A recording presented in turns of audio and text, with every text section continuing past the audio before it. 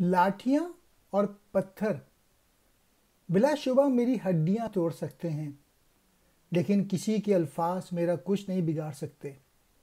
ایک پرانی کہاوت ہے، وہ شخص بیوقوف ہے جو ناراض ہونا جانتا ہی نہیں، لیکن وہ شخص عقل مند ہے جو کسی سے ناراض نہیں ہوتا۔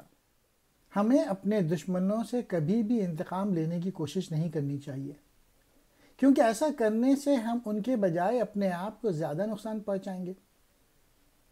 جنرل آئزن ہاور کی طرح جن لوگوں کو ہم پسند کرتے ہیں ان کے متعلق سوچنا چاہیے، اور ایک منٹ بھی ضائع نہیں کرنا چاہیے ان لوگوں کے متعلق سوچنے کے لیے جن کو ہم پسند نہیں کرتے۔ چیپٹر 14، احسان فراموشی۔ انسانی فطرت ہمیشہ انسانی فطرت ہی رہتی ہے، اور غالباً آپ کی زندگی میں یہ نہیں بدلے گی۔ حضرت عیسیٰ علیہ السلام نے ایک دوپہر کو 10 کوڑ کے مریضوں کا علاج کیا، لیکن ان میں سے کتنے آدمیوں نے ان کا شکریہ ادا کیا؟ ایک نے بھی نہیں۔ جب مڑ کر دیکھا تو سب کے سب دوڑ پڑے۔ بچے کیسے شکر گزار ہوں جب آپ انہیں شکر گزار بننے کی تربیت ہی نہیں دیتے؟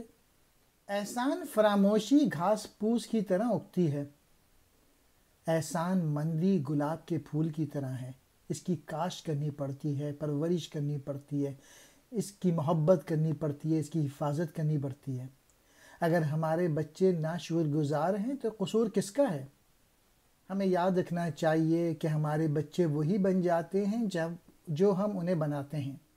خوش رہنے کا طریقہ ہے احسان فراموش کے متعلق اداس اور پریشان نہ ہوں۔ ہمیں یاد رکھنا چاہیے مسرت اور خوشی حاصل کرنے کا واحد طریقہ یہ ہے کہ ہم کسی سے شکر گزاری کی توقع نہ کریں، بلکہ صرف اس لیے لوگوں کے کام آئیں تاکہ ہم خوش ہوں۔